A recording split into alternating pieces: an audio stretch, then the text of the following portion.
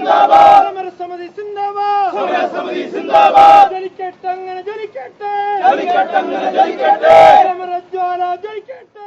ഈ മാഫിയ എന്ന് പറയുന്ന വാക്ക് ഇറ്റലിയിൽ നിന്ന് ഉണ്ടായതാണെന്നാണ് പറയപ്പെടുന്നത്. കാര്യം ഏറ്റവും വലിയ മാഫിയ സെല്ലാണ് അവിടെ പഠിച്ചത്. പക്ഷേ നമ്മൾ എല്ലാ ദിവസവും പലപ്പോഴും കേൾക്കുന്ന ഈ വാക്ക് നമ്മൾ സ്വയം ചോദിച്ചു കഴിഞ്ഞാൽ ഈ മാഫിയ എന്ന് വെച്ചാൽ ഇതൊരു വ്യക്തിയാണ്, ഇതൊരു പ്രസ്ഥാനമാണ്. ഇതിന് വ്യക്തമായ എവിടെയെങ്കിലും പോയിട്ട് ഒരു മാഫിയയുടെ അഡ്രസ്സ് ചോദിച്ചു കഴിഞ്ഞാൽ കാണിച്ചു തരാൻ പറ്റില്ല. അതിനൊരു ഓഫീസ് ഉണ്ടാവില്ല, അതിനൊരു വ്യക്തമായ വിസിറ്റിംഗ് കാർഡുള്ള ഒരു ഓഫീസ് ബെയർ ഉണ്ടാവില്ല. പക്ഷെ അവരായിരിക്കും എല്ലാം കൺട്രോൾ ചെയ്യുന്നത്. ഈ മാഫിയയുടെ പ്രവർത്തനത്തിന് ഏറ്റവും വേണ്ടത് പണമാണ്. അവർക്ക് പണം അവരിലേക്ക് വരണം, ആ പണം അവർ പുറത്തേക്ക് ഒഴുകും. ആ പുറത്തേക്ക് ഒഴുകുന്നത് ഇവരുടെ കണ്ണുകളിലെല്ലാം ചെന്ന് ചേരും.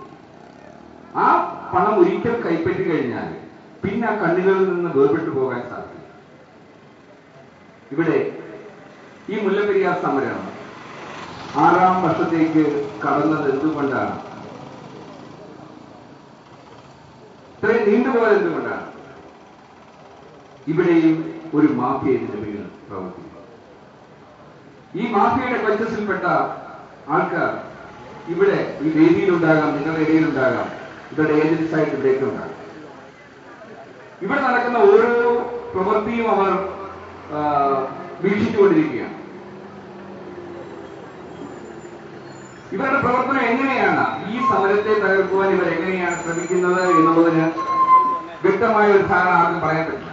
പക്ഷേ ഒരു കാര്യം ഉറപ്പാണ്, ലക്ഷങ്ങൾ ഒഴുകിയെത്തിയ ഈ അടുത്തിടെ ഉണ്ടായ ഒരു ആവേശ തിരമാല ഇവിടെ കെട്ടടങ്ങാൻ തുടങ്ങിയത് തമിഴ്നാട്ടിൽ നിന്നും അവരുടെ മുഖ്യമന്ത്രിയിൽ നിന്നുണ്ടായ ഒരു പ്രസ്താവനയിലൂടെയാണ്. അവർ ചില കാര്യങ്ങൾ പുറത്തേക്ക് വിടാൻ പോകുന്നു.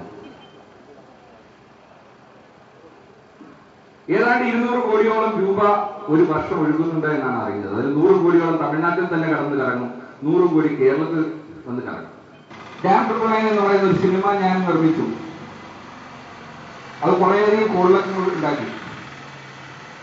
പാർലമെന്റ് വരെ ഒരു ദിവസം സ്തംഭിക്കേണ്ട അവസ്ഥയായി. തമിഴ്നാട് ഇപ്പോഴും വിശ്വസിക്കുന്നത് ഞാൻ ഈ സമര സമിതിയുടെ ഏതോ വലിയ വ്യക്തിയാണ്, ഈ സമരത്തിന് വേണ്ടി മാത്രം നിർമ്മിച്ച ചിത്രമാണെന്നൊക്കെയാണ് അവരുടെ ആരോപണം. പക്ഷേ കേരളത്തിന് വേണ്ടി കേരളത്തിലെ ജനങ്ങൾ ഒന്നടങ്കം പങ്കെടുത്ത ഈ ഒരു സമരാവേശത്തിൽ അങ്ങനെ കേരളത്തിന് വേണ്ടി ചെയ്ത ചിത്രമാണെങ്കിൽ എല്ലാവരും മലയാളികൾ ഒന്നടങ്കം കാണാൻ ആഗ്രഹിച്ച ഒരു ചിത്രം, ആവേശത്തോടുകൂടി എല്ലാവരും കാണാൻ ആഗ്രഹിച്ച ചിത്രം ഇന്ന് കേരളത്തിൽ ഇനി ഒരു വ്യക്തിക്കും കേരളത്തിലെ ഒരു തിയേറ്ററിൽ കാണാൻ സാധിക്കാത്തത് എന്തുകൊണ്ടാണെന്ന് ഇവിടെ നിൽക്കുന്ന ആർക്കും അറിയാൻ സാധ്യമല്ല. ഇന്ന് തമിഴ്നാട്ടിൽ മാത്രമല്ല ഈ ചിത്രം കേരളത്തിൽ നിരോധിക്കപ്പെട്ടിരിക്കുകയാണ്. ഈ മാഫിയയുടെ പ്രവർത്തനം മൂലമാണ്. ഈ ചിത്രം പ്രദർശിപ്പിച്ച തിയേറ്ററുകൾ അവരുണ്ടാക്കിയ കളക്ഷൻ മുഴുവൻ ഫൈനായിട്ട് ഡിസ്ട്രിബ്യൂട്ടേഴ്സ് അസോസിയേഷന് കൊടുക്കണമെന്നുള്ള തീരുമാനം ഉണ്ടായിട്ടുണ്ടെങ്കിൽ അതിന് പിന്നിൽ ഈ മാഫിയയുടെ പ്രവർത്തനം മാത്രമാണ്. എന്തുകൊണ്ട് സിനിമാ താരങ്ങൾ ആരും ഇതിൽ പങ്കെടുക്കുന്നില്ല എന്നുണ്ടെങ്കിൽ അതിന് പിന്നിലും ഈ മാഫിയയുടെ കൺട്രോൾ ഉണ്ട്. ഇവരുടെ ക്ലച്ചസ് എവിടെയൊക്കെ ചെന്നിട്ടുണ്ട്, ഈ നെറ്റ്വർക്ക് എവിടെയൊക്കെയാണെന്ന് ആർക്കും അറിയാത്തൊരവസ്ഥ. ആ മാഫിയയുടെ പ്രവർത്തനത്തിനെതിരെ കൂടി നിങ്ങൾ സമരം നീങ്ങിയില്ല എന്നുണ്ടെങ്കിൽ നിങ്ങൾ പൂട്ടിട്ട ഒരു ഗേറ്റിന്റെ മുന്നിൽ പോയി മുട്ടുന്നത് പോലെയാണ്. അത് തുറന്നകത്ത് കയറണമെങ്കിൽ നിങ്ങൾക്ക് അതിന്റെ കീ വേണം. ആ കീ ഇല്ലാത്തതുപോലെ കാലം നിങ്ങൾ എന്ത് സമരം അതിന്റെ മുന്നിൽ ചെയ്തു കഴിഞ്ഞാലും അത് ഉറക്കപ്പെടില്ല. അപ്പോൾ അതിനൊരു മാർഗമേ ഉള്ളൂ.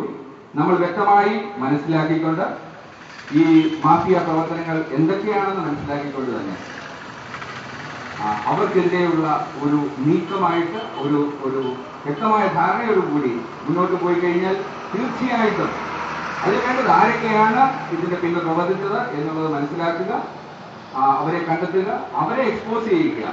അതിലൂടെ തീർച്ചയായിട്ടും ഈ സമരത്തിനെ നമുക്ക് ഒരു ദിശാബോധത്തോടു കൂടി ഒരു വഴിക്ക് എത്തിക്കാൻ സാധിക്കും. അപ്പോൾ മാത്രമായിരിക്കും ഈ സമരം വിജയത്തിലേക്ക് എത്തുക.